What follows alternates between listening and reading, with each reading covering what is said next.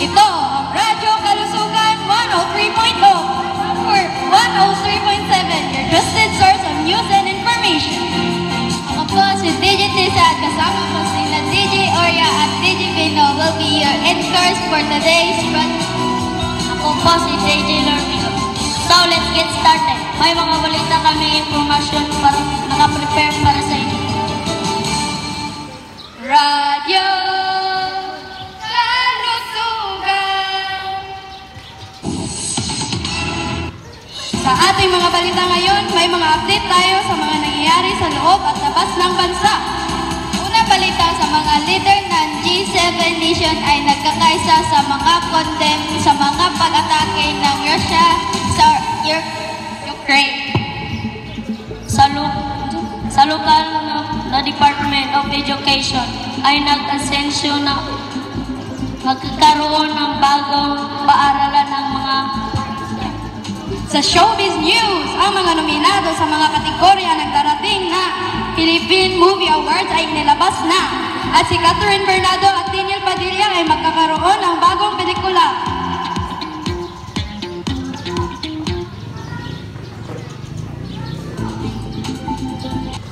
Try our new and delicious adobo plates. Masarap at malusog para sa buong pamilya. Sa ating kalusugan at kalakasan segment, may mga tips tayo para sa pananatili ng malusog na katawan. Sa mga balita sports ng Pilipino atleta, nagpapakita sila ng kanilang galing sa pagdarating na Southeast Asia.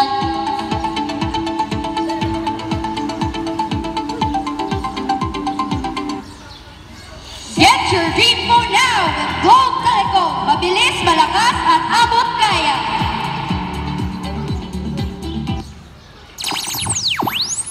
Sa mga balita sa negosyo, ang mga ekonomista ay nagpapakita ng pag-asa sa paglago ng ekonomiya ng Pilipinas.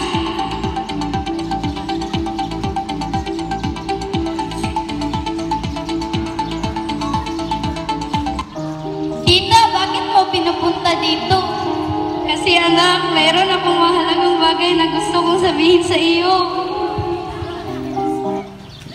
At sa ating pagtatapos, maraming salamat po sa inyong pagdinig mga kababayan.